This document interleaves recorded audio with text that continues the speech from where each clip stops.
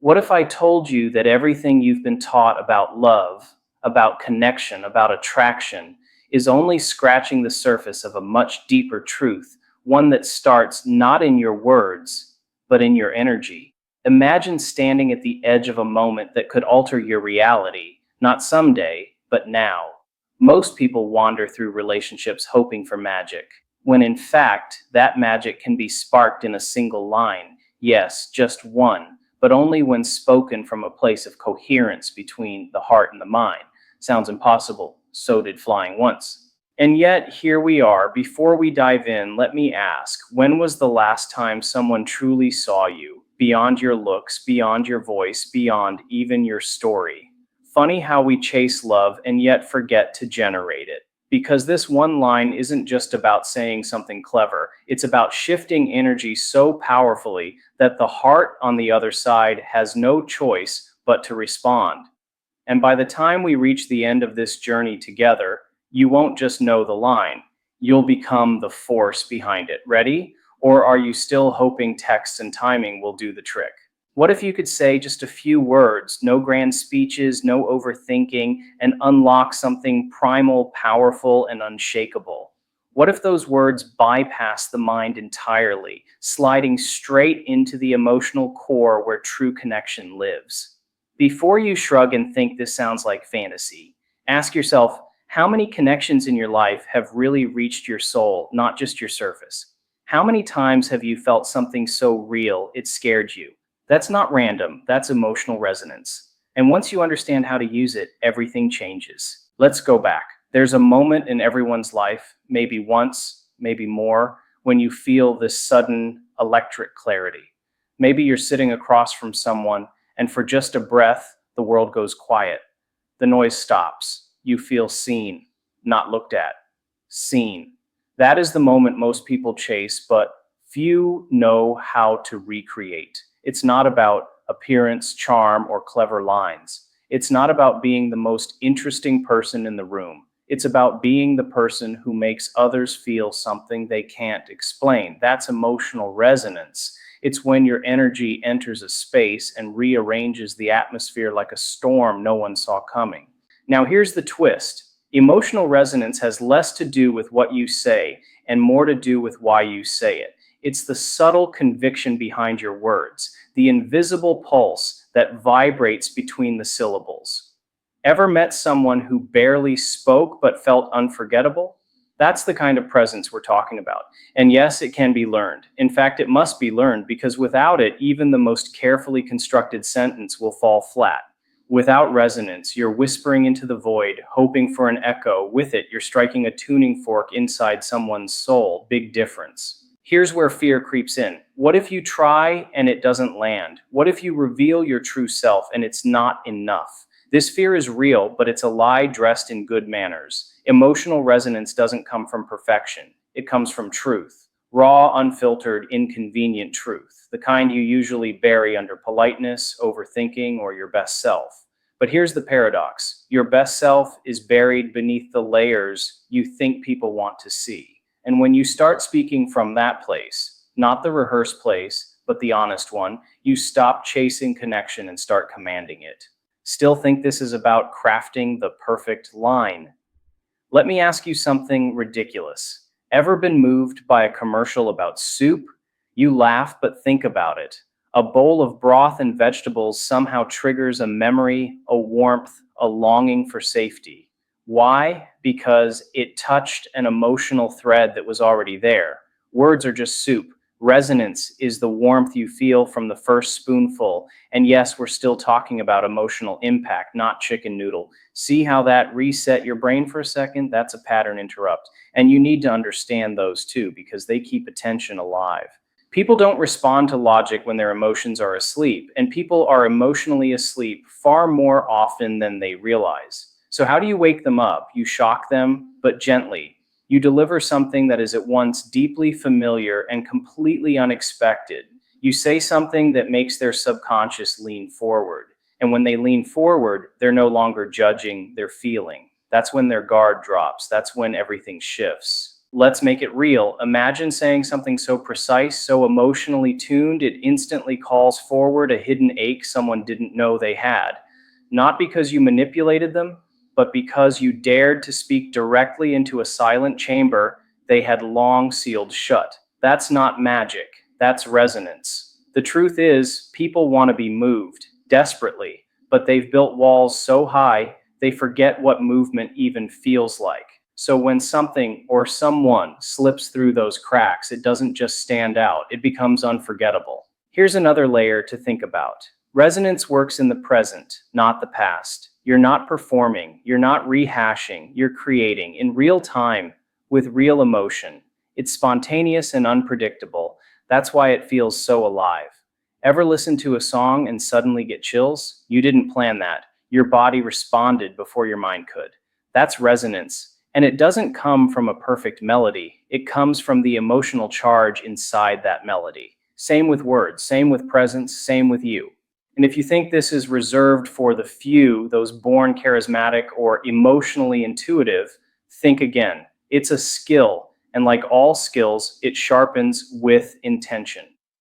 The first step is radical self awareness. You can't create resonance in others if you've never felt it in yourself. You must be willing to go where most people won't, into your own contradictions, your own fears, your own wounds. Because once you face those, you speak from a place others can feel but can't name.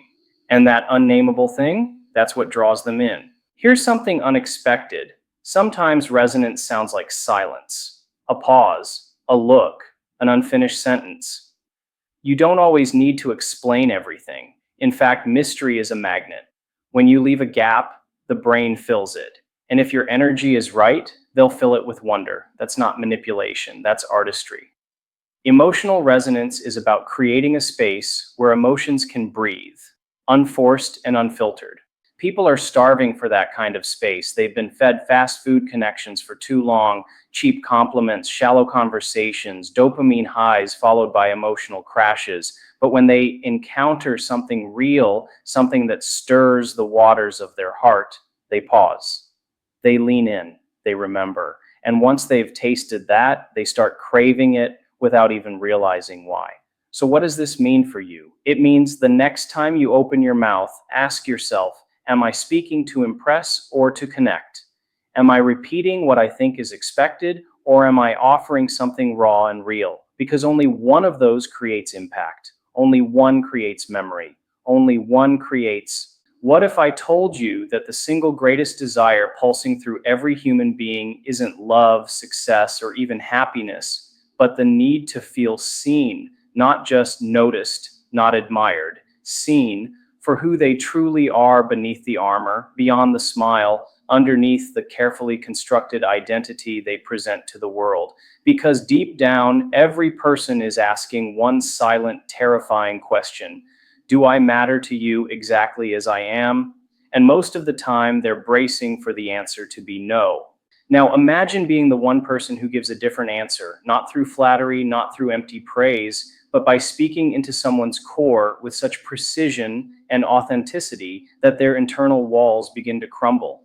That's the power of personal validation. It's not a compliment, it's a reflection, a mirror that doesn't distort, doesn't judge, doesn't ask them to change. And when someone experiences that kind of reflection, it hits them like lightning. It's rare, it's disruptive, and it's unforgettable. But let's back up. There's a reason this kind of validation is so rare. Most people are walking around with emotional blindfolds, interacting on autopilot. They're scanning for surface signals, likes, replies, attention spikes, but they're not tuned into the signals beneath. And because of that, people become invisible to one another, their true selves buried under roles, habits, defenses. Sound familiar? Of course it does. You felt it too. Those moments where you were surrounded by people and still felt completely alone. That cold ache of invisibility, that's the wound personal validation heals. And here's where fear steps in, like an uninvited guest at a dinner party. The fear that if someone did truly see you, they might not like what they find. So you hide. Not in the obvious ways. No, you smile, you engage, you keep it light, but you withhold the parts that feel too raw, too much, too complicated, because somewhere along the line, someone made you believe those parts disqualified you from love. They don't. In fact, those are the exact parts that create real connection, if only someone has the courage to reach for them. Now, here's the twist. Validation doesn't start with other people. It starts with the ability to recognize the unspoken truth inside yourself. Because until you see your own depth, your own pain, your own brilliance, you'll only ever offer shallow reflections to others. You can't give what you haven't owned. And owning your truth is terrifying. It's standing in front of a mirror without filters, without justification, and saying, "This is me. This is what I've survived. This is what I'm still figuring out, but I'm here and I matter." Let me pause and ask a ridiculous question. Ever had someone compliment your shoes and suddenly you're in a better mood? Ridiculous, right? But also revealing, because even the smallest acknowledgement can shift emotional energy. Now imagine multiplying that by 1,000. Imagine recognizing not just the outer layer of someone's presence, but the why behind their choices, the quiet strength behind their smile, the fear behind their sarcasm, the hope behind their silence. That's not observation, that's intimacy. And intimacy doesn't require years, it requires awareness. This is where excitement begins to build. Because once you understand the mechanics of personal validation, you start to see people differently. You start listening not for replies, but for revelations. You stop judging behaviors and start decoding them. You become a student of emotion, a detective of nuance. And suddenly, connection becomes magnetic. Because when people feel deeply seen, they attach emotionally. Not because you told them what they wanted to hear, but because you made them feel something they forgot they deserved. And let's not pretend this is easy. To validate someone on that level, you have to slow down. You have to strip away your agenda, your desire to impress, your need to be right. You have to witness without fixing, hold space without controlling.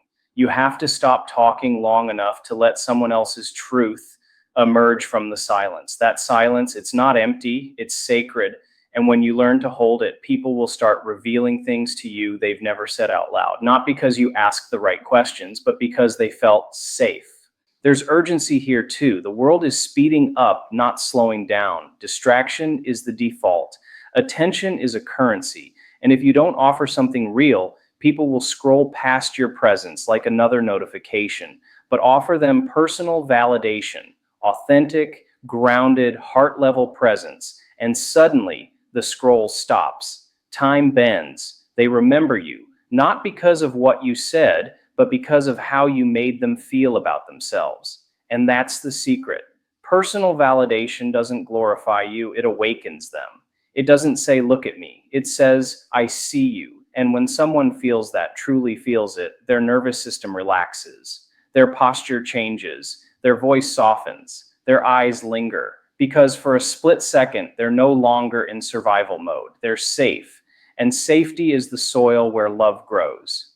But let's make something very clear. This isn't manipulation. This isn't about saying the right thing to earn affection or gain favor. If your validation isn't rooted in truth, it will collapse like a cheap tent in the rain. People can smell inauthenticity before they can articulate why something feels off. That's why your own self-awareness matters, because the clearer you are about your intentions, the more powerfully your words will land. And yes, they will land. So, what does this actually sound like? It sounds like noticing the courage behind someone's smile instead of just commenting on how nice it is. It sounds like saying, "I see how hard you're trying, even when no one else does," instead of "good job." It sounds like pausing long enough to let someone feel what you just said before moving on, because that pause, that's where the impact lives. But here's the cliffhanger. You don't just say these things. You become the kind of person who embodies them.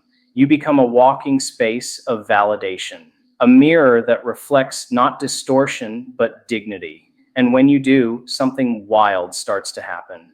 What if the reason most relationships fail isn't because people stop loving each other, but because they stop seeing a future together? Not a calendar full of plans, not a vague hope, a felt future.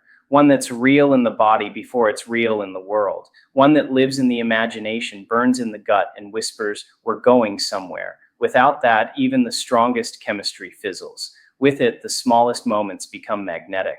Picture this: two people sitting across from each other, laughter filling the space between them. On the surface, everything looks perfect, but beneath the surface, something is missing. Not passion, not attention, direction. There's no unspoken thread pulling them forward, no shared vision anchoring the now to the next. They're floating, and floating always feels good until the current shifts, until someone realizes they're not actually moving. That's the moment disconnection begins quietly, like a tide pulling away from the shore. Because the human brain is wired for stories, not just past stories, but future ones. The mind constantly asks, where is this going? Is there meaning in this moment beyond itself?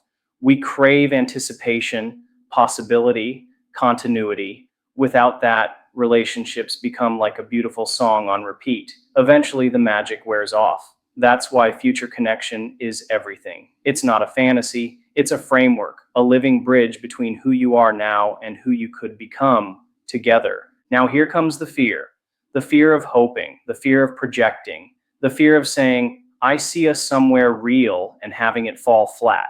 So instead, people shrink their vision. They play it cool, keep it casual, no expectations, no pressure, just see where it goes. But let's be honest, see where it goes is often code for I'm afraid to want more.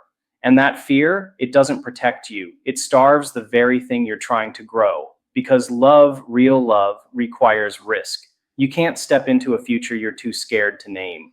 Ever notice how people light up when they talk about their dreams? It's not the dream itself, it's the aliveness that comes with direction. That's the energy future connection brings into a relationship. It says, I see us becoming something more than just what we are today.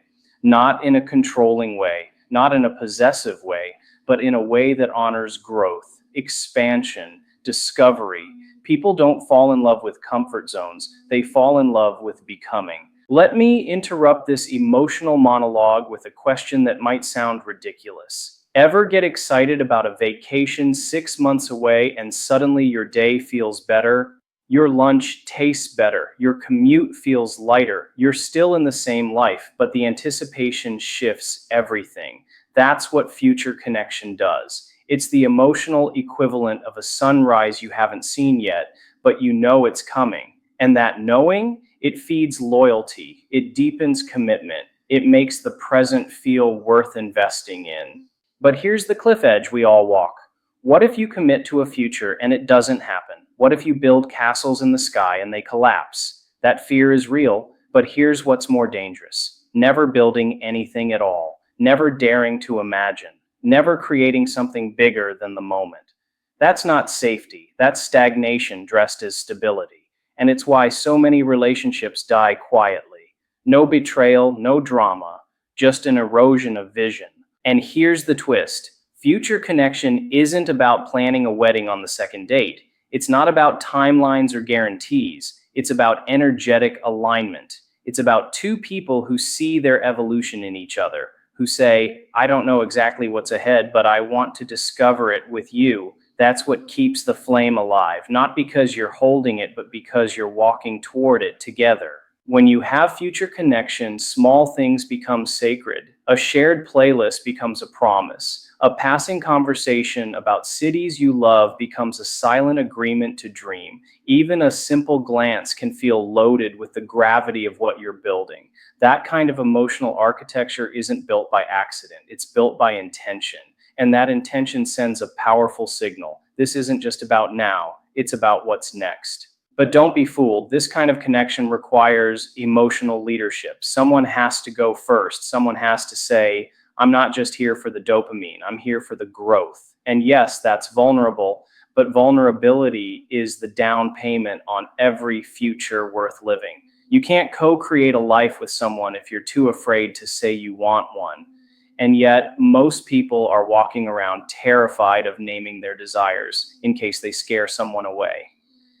But here's a plot twist worth remembering. The right person isn't scared by your vision, they're ignited by it. Still not convinced? Here's another interrupt.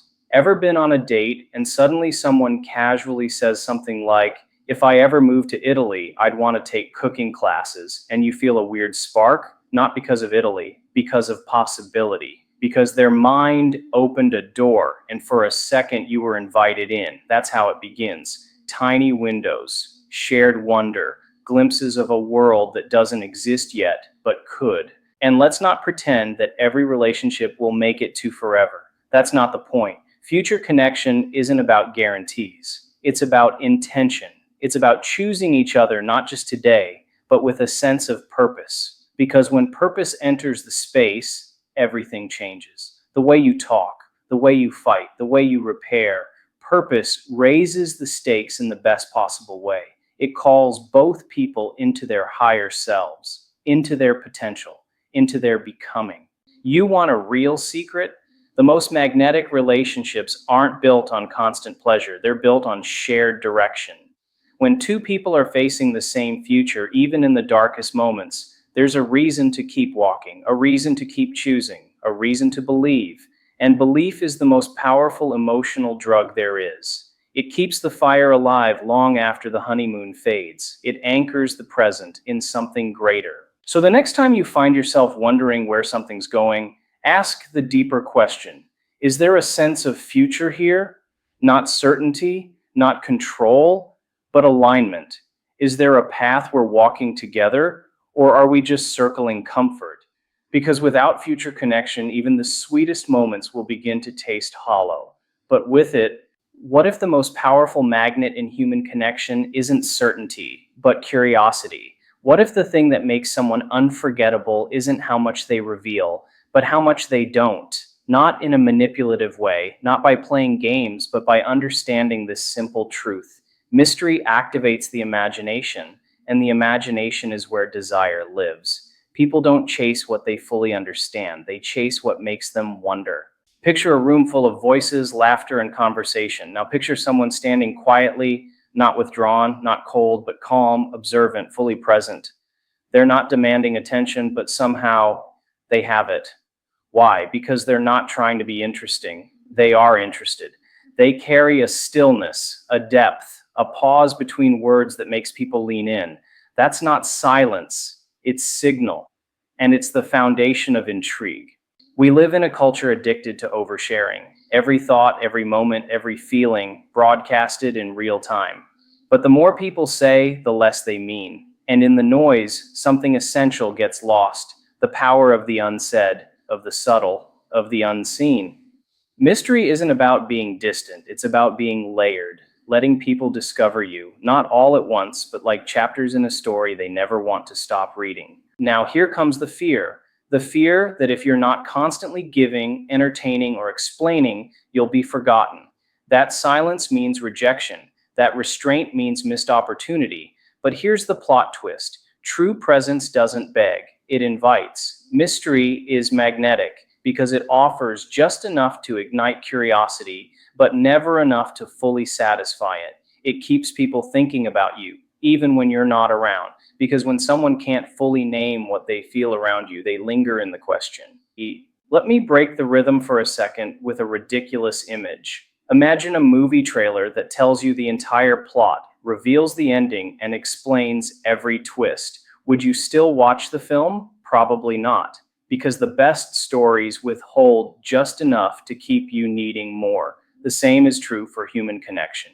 When people think they know everything about you in the first 5 minutes, their imagination shuts down. But when they sense depth, complexity, a hidden world just beneath your surface, they stay alert, engaged, intrigued.